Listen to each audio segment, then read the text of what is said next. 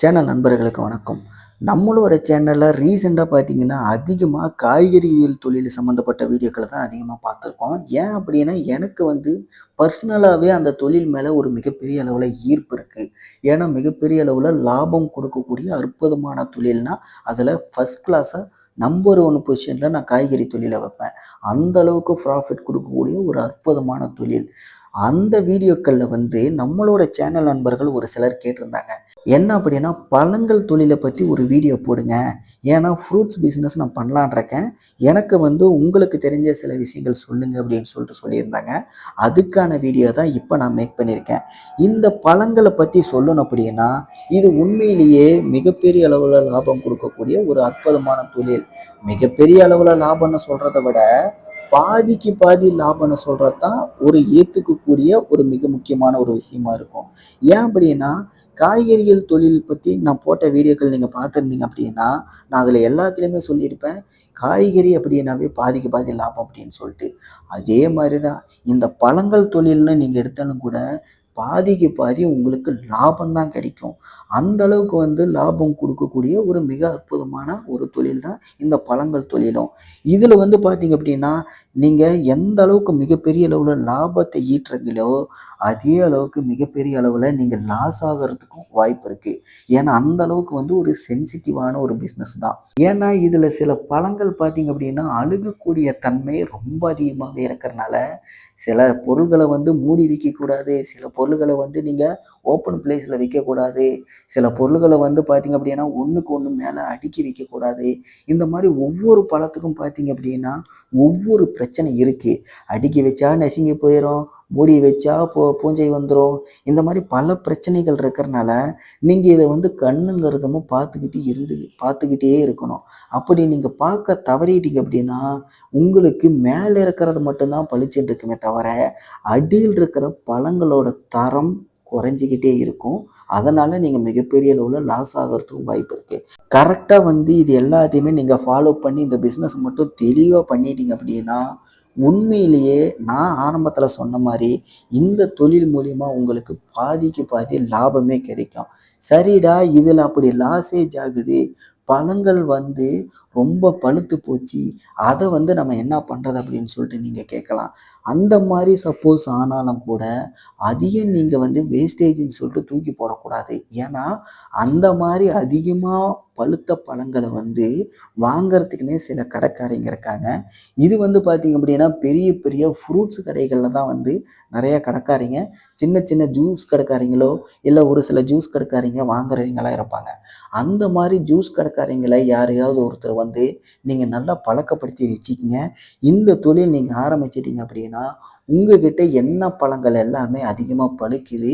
அந்த மாரி சிச்சுவேஷன் வரும்போது நீங்க என்ன பண்ணணும், அதுக்கு கொஞ்சம் முன்கூட்டியே நல்லா வந்து தினமும் கவனிச்சுக்கிட்டு, கொஞ்சம் பொருளோட தன்மை மாறும்போதே, நீங்க அத கொண்டு போயி அந்த மாரி ஜூஸ் கடைகளுக்கு கொண்டு போயி, நீங்க ஹோல்சேல் பிரைஸ் என்ன விலைக்கு வாங்கியிருப்பீங்க அப்படிங்கிறது உங்களுக்கு தெரியும். அதுல கொஞ்சம் முன்ன பின்ன அட்ஜஸ்ட் பண்ணி நீங்க என்ன பண்ணிறணும், சேல் பண்ணிறணும்.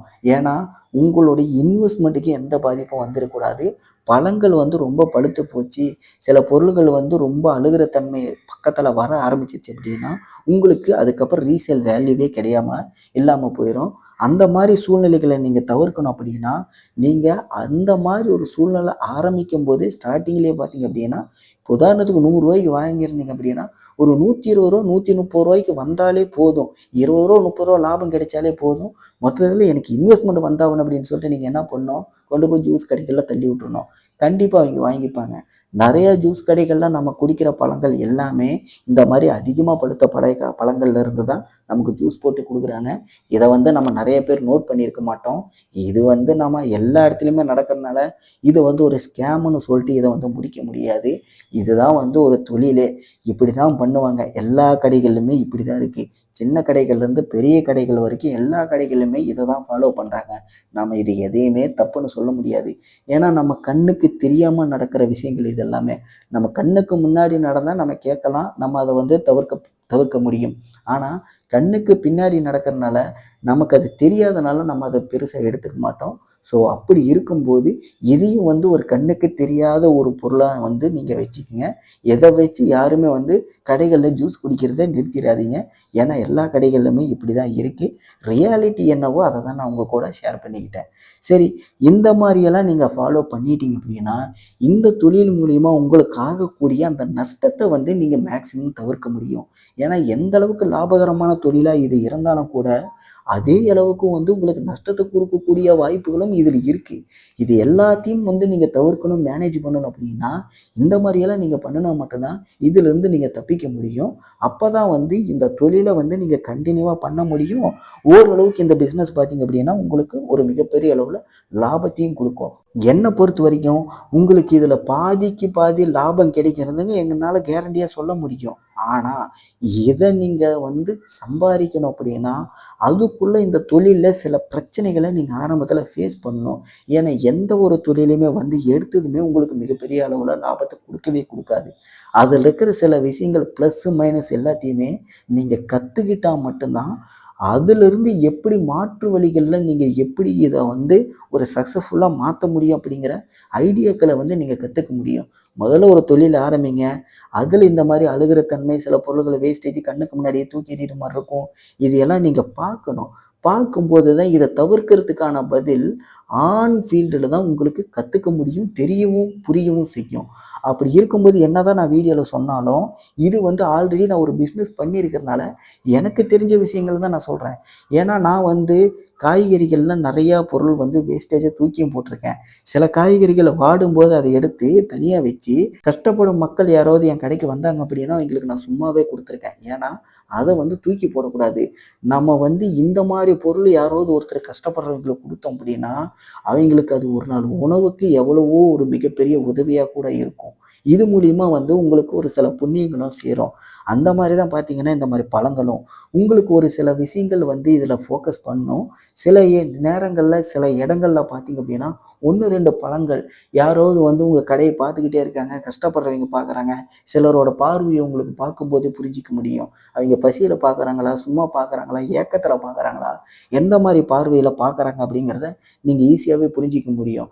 ஒரு சில பொருள் சில சமயங்களில் வந்து உங்களுக்கு அதில் நஷ்டம்னு தெரிஞ்சாலும் கூட சிலரோட பார்வைக்கு அந்த பார்வையோட அர்த்தம் புரிஞ்சுக்கிட்டு அவங்களோட பசியை நீங்கள் போக்குறதுக்கு 1, 2 பழங்கள் நீங்கள் கொடுக்கும்போது கண்டிப்பாக அது மூலியமா உங்கள் தொழிலுக்கு டெவலப் பண்ணுறதுக்கான புண்ணியங்கள், நீங்கள் நஷ்டப்படாமல் இருக்கிறதுக்கான புண்ணியங்கள் கண்டிப்பாக உங்களை வந்து சேரும். இது எல்லாத்தையுமே ஒரு தொழிலில் நீங்கள் எல்லாமே கடந்து வந்து தான் ஆகணும். இந்த மாதிரி விஷயங்கள் எல்லாமே நான் எப்போ முறையாக தொழில் பண்ணோம் அன்னியிலேருந்து இது எல்லாத்தையுமே நான் ஃபாலோ பண்ணிக்கிட்டு தான் இருக்கேன். இதை தான் நான் உங்ககிட்ட நான் ஷேர் பண்ணிக்கிறேன். எப்போவுமே எதையுமே வந்து ஒரு தொழில் நோக்கத்தோடு மட்டுமே முழுக்க முழுக்க கண் பார்வையில் பார்க்காதீங்க. சிலரோட உணர்வுகளுக்கும் சிலரோட பார்வைகளுக்கும் ரெஸ்பான்ஸ் கொடுங்க. அதை புரிஞ்சிக்கங்க. அதுக்கு என்ன தேவை அப்படிங்கிறத தெரிஞ்சு சில விஷயங்கள் நீங்கள் நல்லது பண்ணுறீங்க அப்படின்னா அந்த தொழில் மூலிமா நீங்கள் நல்லது பண்ணுறதுனால நிச்சயமாக அதனோட பிரதிபலன் உங்களை காப்பாற்றும். இதுதான் வந்து தொழிலில் நான் கற்றுக்கிட்ட சில விஷயங்கள். என்னதான் நீங்கள் வந்து நேர்மையாக தொழில் பண்ணாலும் கூட சில விஷயங்கள் இந்த மாதிரி நீங்கள் பண்ணாலும் தான் இன்னும் உங்களுக்கு தேவையான சில பல பிரச்சனைகளை தவிர்க்கிறதுக்கு கூட அது வழிவகுக்க வாய்ப்பு இருக்குது. இதை பற்றி நீங்கள் என்ன நினைக்கிறீங்க?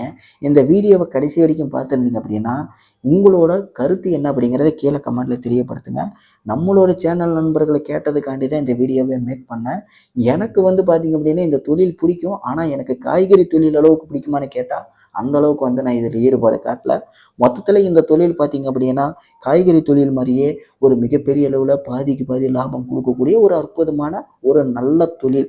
இதை பற்றின உங்களுக்கு எந்த கருத்தாக இருந்தாலும் கீழே கமெண்ட் பண்ணுங்கள். இது பிடிச்சிருந்தா நம்ம சேனலை சப்ஸ்கிரைப் பண்ணுங்கள். அடுத்த வீடியோவில் உங்களை சந்திக்கிறேன். நன்றி, வணக்கம்.